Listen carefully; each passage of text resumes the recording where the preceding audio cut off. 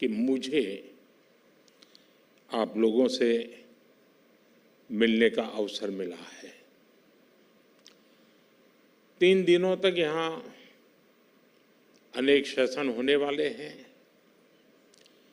Economy से जुड़े अलग अलग मुद्दों को लेकर चर्चा होने वाली है। मुझे विश्वास है कि ये चर्चा भारत की ग्रोथ को गति देने में मददगार सिद्ध होगी। साथियों, इस बार का ये कॉन्क्लेव ऐसे समय में हो रहा है जब दुनिया के 2 बड़े रीजन में युद्ध की स्थिति है। ये दोनों रीजन ग्लोबल इकोनॉमी के लिए और खास तौर पर एनर्जी सिक्योरिटी के लिहाज से बहुत अहम है। इतनी बड़ी ग्लोबल अनसर्टेनिटी के बीच हम सभी यहाँ द इंडियन एरा यानी भारत के युग की चर्चा कर रहे हैं। ये दिखाता है कि आज भारत पर विश्वास कुछ अलग ही है। ये दिखाता है कि आज भारत का आत्मविश्वास भी कुछ विशेष है। साथियों, आज भारत दुनिया की फास्टेस्ट ग्रोइंग मेजर इकोनॉमी है। आज भारत जीडीपी के हिसाब से 5th लार्जेस्ट इकोनॉमी है। हम ग्लोबल फिनटेक एडॉप्शन रेट के मामले में नंबर 1 है। आज हम स्मार्टफोन डेटा कंजम्पशन के मामले में नंबर 1 है। हम इंटरनेट यूजर्स के मामले में दुनिया में नंबर 2 है। दुनिया की करीब करीब आधी रियल टाइम डिजिटल ट्रांजैक्शन आज भारत में हो रही है। आज भारत में दुनिया का तीसरा सबसे बड़ा स्टार्टअप इकोसिस्टम है। रिन्यूएबल एनर्जी कैपेसिटी के मामले में भारत नंबर 4 पर है। अगर मैन्युफैक्चरिंग की बात करें तो भारत दुनिया का दूसरा सबसे बड़ा मोबाइल मैन्युफैक्चरर है। भारत 2 व्हीलर्स और ट्रैक्टर्स का सबसे बड़ा मैन्युफैक्चरर है। और इतना ही नहीं, भारत दुनिया का सबसे युवा देश है। दुनिया में तीसरा सबसे बड़ा साइंटिस्ट और टेक्नीशियंस का पूल भारत में है। यानी साइंस हो, टेक्नोलॉजी हो, इनोवेशन हो, भारत क्लियरली एक स्वीट स्पॉट पर उपस्थित है। साथियों, रिफॉर्म, परफॉर्म और ट्रांसफॉर्म के मंत्र पर चलते हुए हम लगातार निर्णय ले रहे हैं, देश को तेज गति से आगे बढ़ा रहे हैं। यही वो इम्पैक्ट है जिसके कारण भारत के लोगों ने 60 साल बाद लगातार तीसरी बार किसी सरकार को चुना है। जब लोगों का जीवन बदलता है तब लोगों में ये भरोसा आता है कि देश सही रास्ते पर चल रहा है। यही भावना भारत की जनता के मैंडेट में दिखती है। 140 करोड़ देशवासियों का ये विश्वास इस सरकार की सबसे बड़ी पूंजी है। हमारा कमिटमेंट है कि भारत को विकसित बनाने के लिए लगातार स्ट्रक्चरल रिफॉर्म्स करते रहेंगे। हमारा ये कमिटमेंट आप हमारे 3rd टर्म के पहले 3 महीनों के काम में भी देख सकते हैं। बोल्ड पॉलिसी चेंजेस, जॉब्स, और स्किल्स को लेकर मजबूत कमिटमेंट, सस्टेनेबल ग्रोथ और इनोवेशन पर फोकस, आधुनिक इंफ्रास्ट्रक्चर, क्वालिटी ऑफ लाइफ और तेज ग्रोथ की कंटिन्यूटी, ये हमारे पहले 3 महीनों की पॉलिसीज का रिफ्लेक्शन है। इस दौरान 15 ट्रिलियन रुपीस यानी 15 लाख करोड़ रुपए से अधिक के डिसीजंस लिए गए हैं।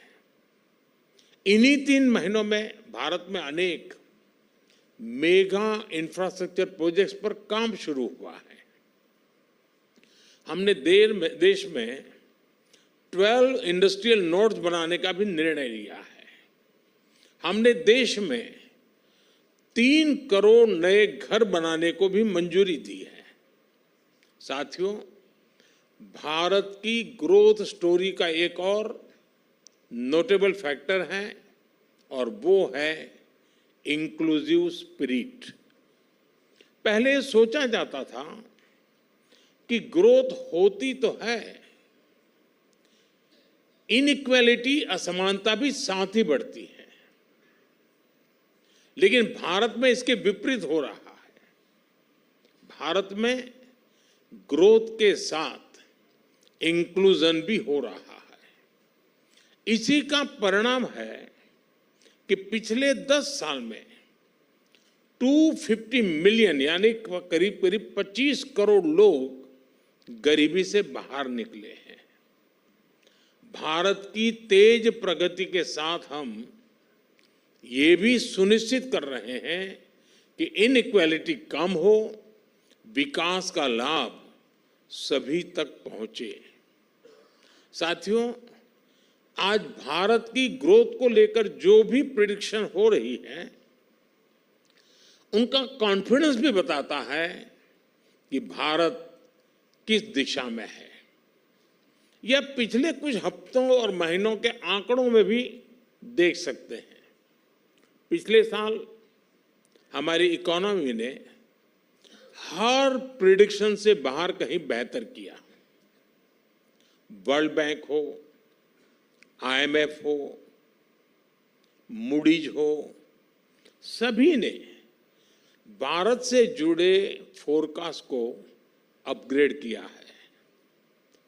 ये सारे संस्थान कह रहे हैं कि ग्लोबल अनसर्टेनिटी के बावजूद भारत 7+ रेट्स के साथ ग्रो करता है। वैसे हम भारतीयों को पूरा कॉन्फिडेंस है कि हम इससे भी कहीं बेटर परफॉर्म करेंगे। फ्रेंड्स, भारत के इस कॉन्फिडेंस के पीछे कुछ ठोस कारण है। मैन्युफैक्चरिंग हो या फिर सर्विस सेक्टर, आज दुनिया भारत को इन्वेस्टमेंट के लिए पसंदीदा जगह मान रही है। ये कोई कोइंसिडेंस नहीं है, बल्कि ये बीते 10 साल में हुए बड़े रिफॉर्म्स का ही नतीजा है। इन रिफॉर्म्स ने भारत के मैक्रो इकोनॉमिक फंडामेंटल्स को ट्रांसफॉर्म कर दिया है। जैसा एक उदाहरण भारत के बैंकिंग रिफॉर्म्स का है। हमारे बैंकिंग रिफॉर्म्स ने बैंकों की फाइनेंशियल कंडीशन को तो मजबूत किया ही है, उनकी लैंडिंग कैपेसिटी को भी बढ़ाया है। इसी तरह जीएसटी ने अलग अलग सेंट्रल और स्टेट इनडायरेक्ट टैक्सेस को इंटीग्रेट किया है। इंसॉल्वेंसी एंड बैंक्रप्सी कोड यानी आईबीसी ने रिस्पॉन्सिबिलिटी, रिकवरी और रिजोल्यूशन का नया क्रेडिट कल्चर डेवलप किया है।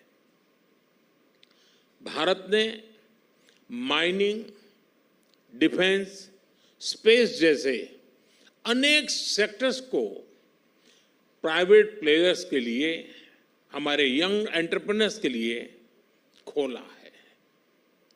हमने एफडीआई पॉलिसी को लिबरलाइज किया ताकि दुनिया भर के इन्वेस्टर्स के लिए यहाँ ज्यादा से ज्यादा अवसर बन सके। हम अपनी लॉजिस्टिक कॉस्ट और टाइम को कम करने के लिए आधुनिक इंफ्रास्ट्रक्चर पर फोकस कर रहे हैं। हमने बीते दशक में इंफ्रास्ट्रक्चर पर इन्वेस्टमेंट को अभूतपूर्व स्केल पर बढ़ाया है।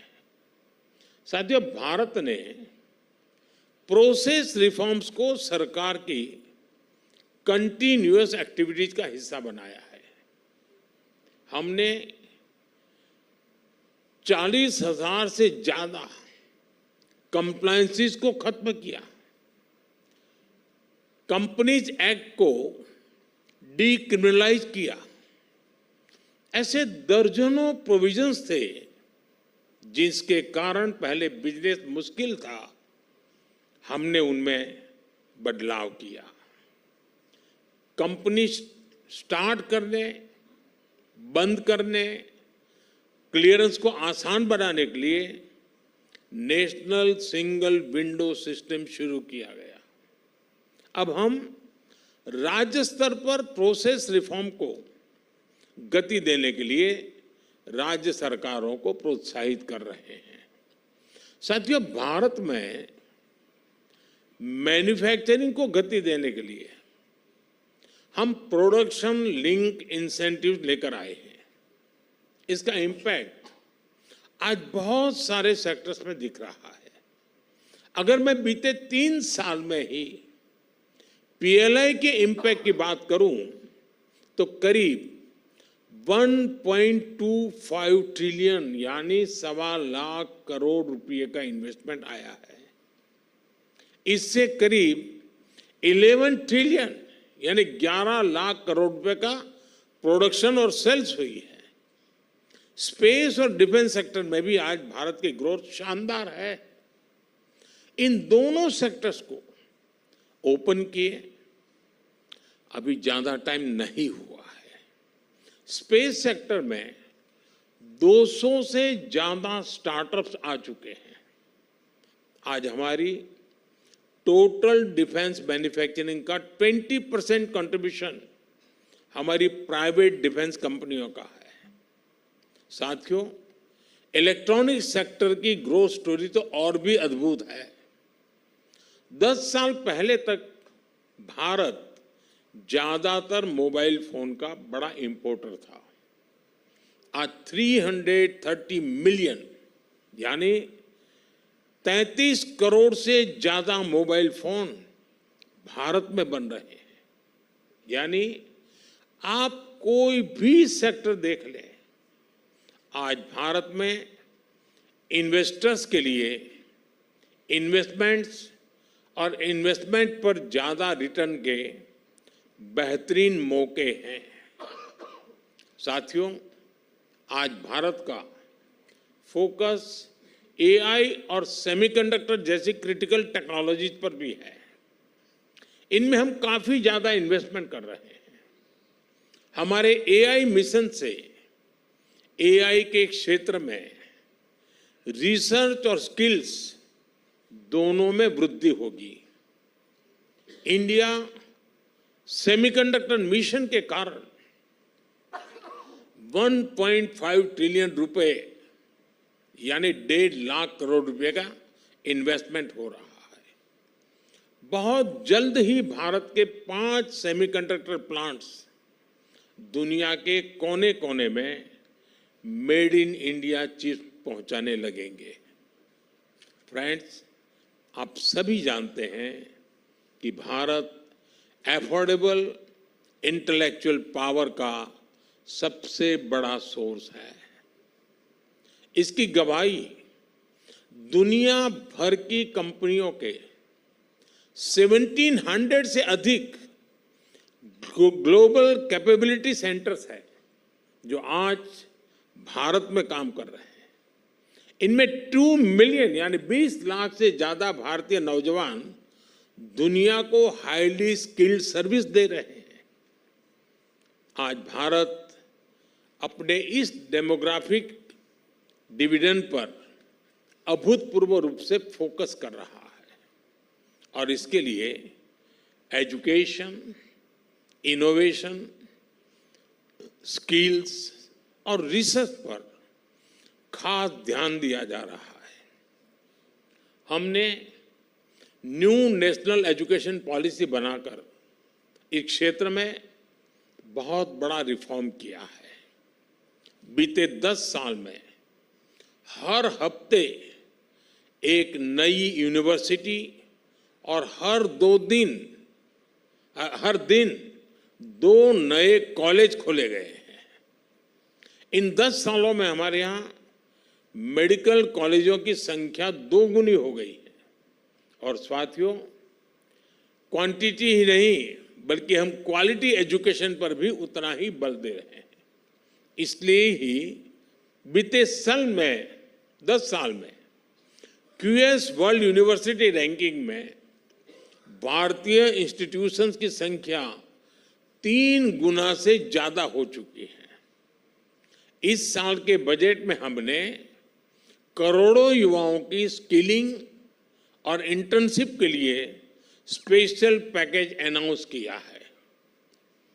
पीएम इंटर्नशिप स्कीम के तहत पहले दिन ही 111 कंपनियों ने पोर्टल पर रजिस्टर किया है। इस स्कीम के तहत हम 1 करोड़ युवाओं को बड़ी कंपनियों में इंटर्नशिप में मदद कर रहे हैं। साथियों, बीते 10 सालों में भारत का रिसर्च आउटपुट और पेटेंट्स भी तेजी से बढ़े हैं। 10 साल से भी कम समय में भारत ग्लोबल इनोवेशन इंडेक्स की रैंकिंग में 81 से 39 स्थान तक पहुंचा है। यहां से हमें और आगे जाना है। अपने रिसर्च इकोसिस्टम को मजबूत करने के लिए भारत ने 1 ट्रिलियन रुपए का रिसर्च फंड भी बनाया है। साथियों, आज ग्रीन फ्यूचर, ग्रीन जॉब्स के मामले में भी भारत में और भारत से बहुत उम्मीदें हैं और उतनी ही आपके लिए इस सेक्टर में अपॉर्चुनिटीज भी हैं। आप सभी ने भारत की प्रेसिडेंसी में हुई G20 समिट को फॉलो किया है। इस समिट की अनेक सक्सेस स्टोरी में से एक ग्रीन ट्रांजिशन को लेकर नया उत्साह भी रहा है। G20 समिट के दौरान ही भारत की पहल पर ग्लोबल बायोफ्यूल अलायंस लॉन्च किया गया। G20 के सदस्य देशों ने भारत के ग्रीन हाइड्रोजन एनर्जी डेवलपमेंट को मजबूती से समर्थन दिया। भारत में हमने इस दशक के अंत तक 5 मिलियन टन ग्रीन हाइड्रोजन के प्रोडक्शन का टारगेट रखा है। भारत में हम सोलर पावर प्रोडक्शन को भी माइक्रो लेवल पर ले जा रहे हैं। भारत सरकार ने पीएम सूर्यघर मुफ्त बिजली स्कीम शुरू की है। ये रूफटॉप सोलर स्कीम है, लेकिन इसका स्केल बहुत बड़ा है। रूफटॉप सोलर सेटअप के लिए हम हर फैमिली को फंड कर रहे हैं। सोलर इंफ्रा इंस्टॉल करने में भी सपोर्ट कर रहे हैं। अब तक 13 मिलियन यानी 1 करोड़ 30 लाख से ज्यादा फैमिलीज इसमें रजिस्टर हो चुकी है। यानी इतने लोग सोलर पावर प्रोड्यूसर बन चुके हैं। इससे हर फैमिली को ऑन एन एवरेज 25,000 रुपये की बचत होने वाली है। हर 3 किलोवाट सोलर बिजली पैदा करने पर 50 to 60 टन कार्बन डाइऑक्साइड का एमिशन भी रुकेगा। इस स्कीम से करीब 17 लाख जॉब्स पैदा होगी। स्किल्ड युवाओं की भी एक बड़ी फौज तैयार होगी। यानी आपके लिए भी सेक्टर में भी इन्वेस्टमेंट करने के लिए नए मौके बन रहे हैं। साथियों, आज इंडियन इकोनॉमी एक बहुत बड़े ट्रांसफॉर्मेशनल चेंज से गुजर रही है। मजबूत इकोनॉमिक फंडामेंटल्स के आधार पर Indian economy sustain high growth के रास्ते पर है। भारत आज सिर्फ टॉप पर पहुंचने के लिए ही तैयारी नहीं कर रहा है, बल्कि टॉप पर बने रहने के लिए मेहनत कर रहा है। हर सेक्टर में आज दुनिया के अपार अपॉर्चुनिटीज है। मुझे विश्वास है कि आने वाले दिनों में आपकी चर्चा से अनेक वैल्यूएबल इनपुट्स आएंगे। मैं इस प्रयास को बहुत बहुत शुभकामनाएं देता हूं और मैं आपको विश्वास दिलाता हूं कि ये हमारे लिए डिबेटिंग क्लब नहीं है। यहाँ जो चर्चाएं होती हैं, जो बातें उभर करके आती हैं, डूज एंड डोंट्स के लिए उसमें से जो हमारे लिए उपयोगी होते हैं, हम इसको रिलीजियसली सरकार की सिस्टम में फॉलो करते हैं। हम इसको हमारी पॉलिसी का हिस्सा बनाते हैं, वो हमारे गवर्नेंस का हिस्सा बनाते हैं। और इसलिए आप जो समय दे करके ये मंथन में जुड़ते हैं, वो अमृत हमारे देश में हम हमारे भविष्य को और अधिक उज्जवल बनाने के लिए काम में लेते हैं। और इसलिए आपका योगदान हमारे लिए बहुत महत्वपूर्ण है। आपका एक एक शब्द हमारे लिए मूल्यवान है। आपके विचार, आपका अनुभव, ये हमारी पूंजी है। मैं फिर आप सबके इस योगदान के लिए आपका धन्यवाद करता हूं। मैं इस प्रयास के लिए एन.के. सिंह और उनकी पूरी टीम को बहुत बहुत बधाई देता हूं। बहुत बहुत शुभकामनाएं। धन्यवाद।